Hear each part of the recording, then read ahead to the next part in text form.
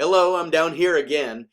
This is a recap of last week's class. So if you came in a little late and you're curious about what we were doing ahead of time, well, let's go ahead and take a look. So again, the first week was about scaffolding success, successful teacher technology, disposition. So it's all about our mindset. It's all about taking into consideration our own experiences with technology, understanding that they may not have been the best, and being open to trying new approaches and to experimenting and playing with digital tools. We want to think about digital technology integration. We don't want to pass judgment because we didn't like it, or we don't want to pass judgment because we don't know. We have to be open and willing to engage and meet the world where it is and prepare students to create that world that they will live in. We can't keep teaching our students the way we lived or the way it was. We have to prepare them with tools, and we have to develop their skills so that they can one day be in charge and run the planet. We can't keep holding them back. And one of the areas we need to work on is incorporating digital tools into our classroom and into our learning. And that starts with really a reflection. And what we did is we reflected on the idea, what is educational technology? When you hear the term ed tech, what comes to mind? Is it phones or computers or tablets? Is it the devices only? Or is it games or distractions? Do you have a negative idea of ed tech? Did you have a good experience, a poor experience? When you think of the word educational technology, what comes to mind? I do know one thing is that it cannot be Kahoot. Kahoot itself is not representative of educational technology. Kahoot does not mean you're integrating tech. It means you're having students complete a multiple choice test that's set to bad music and is very colorful. We want to think about why we use tools. And if we use tools, are they representative of learning or are they representative of something else? We always want to act with purpose. We always want to use technology with a purpose. And here I am looking wistful. So what definition works best for us as educators? And what we did is we worked one out and we visited the mural. And again, if you have not visited the mural, I'll include the link in the email, but you should go and drop in. We've only got 3 definitions right now. And make sure you put your name there too so that we know who you are as well. But how do we define educational technology? We want to have a definition to start with that you can then evolve over the next 7 weeks.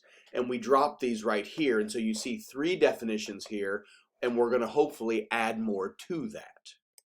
After we completed defining the term ed tech, we thought about these 5 questions.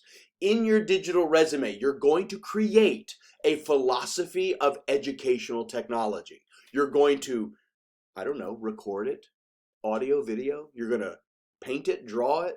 You're going to create it. Maybe there will be some writing. It doesn't have to be a paper. What is good teaching with and through technology? What is good learning with and through technology? Who is the educationally technological person? What is the purpose of school when it comes to understanding digital tools and digital citizenship? This is where the book, A New Culture of Learning, comes into play. You should have purchased this book already, and you're going to create a book blog on your digital resume. If you have not done that yet, you want to do that. Use Wix or Weebly, create a website, and on that website somewhere you want to include a blog. Email me, I will walk you through it step by step if you need it. I do encourage you to play first though. Another reason we're doing a blog is for you to understand the power of networking online. There are a lot of resources. There's a lot of other teachers that share their ideas online. We want to interact with them, but we also want to understand what the critical questions are we need to ask to make sure that material is worthwhile. Because teachers pay teachers is garbage. Teachers pay teachers is not vetted People sell garbage on Teachers Pay Teachers. They put up garbage. It's very monocultural. In many ways, a lot of the material is racist. It's sexist. It can be homophobic.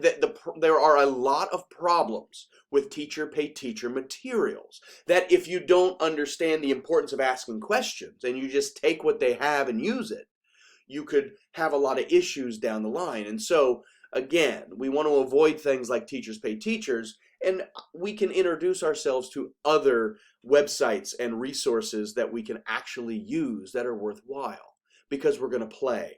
The whole idea of the book is playing with technology. We want to play. So we did that.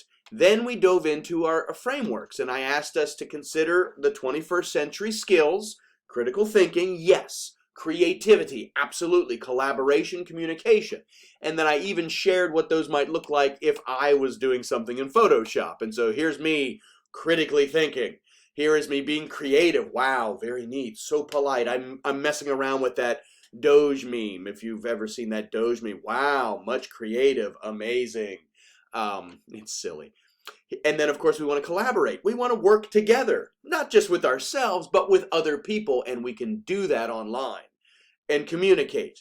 Yes, that's an old telephone, but it is one way to communicate. I have a lot of old telephones. They're fun. These are the 21st century skills that we're going to engage throughout the next 7 weeks. We are also going to start by looking at TPAC and SAMR. And I had you read about each one of those different frameworks. TPAC itself here looks at your content knowledge, because teachers have to have content knowledge. Pedagogical knowledge. You have to understand the art of transforming that content into a learning experience.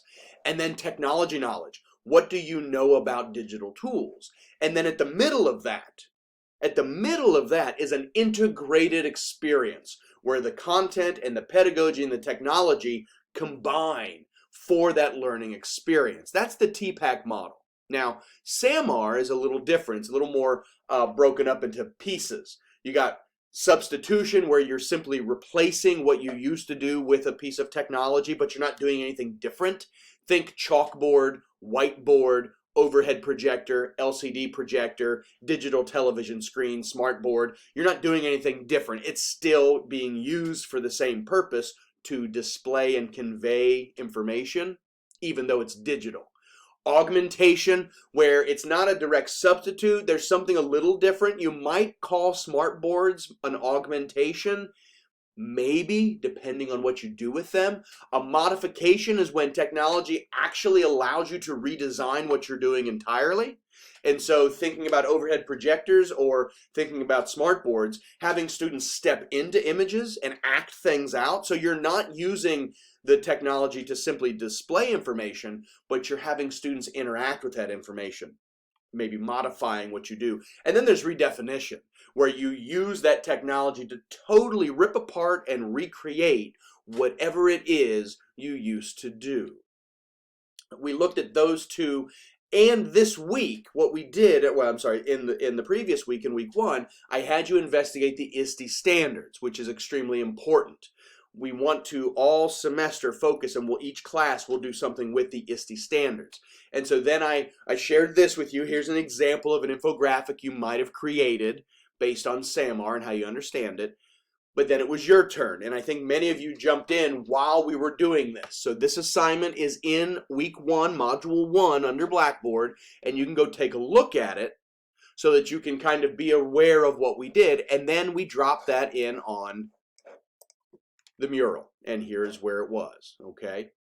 And this is where you looked at different ISTE standards, and then you created this representation using a Google slide now, and I noticed, you know, you could have used Prezi or Adobe Spark or something, but you went back to the Google because that's where your technology knowledge was. That's fine. We want to expand that technology knowledge. So I think this week we may actually do something with specifically Spark or Prezi.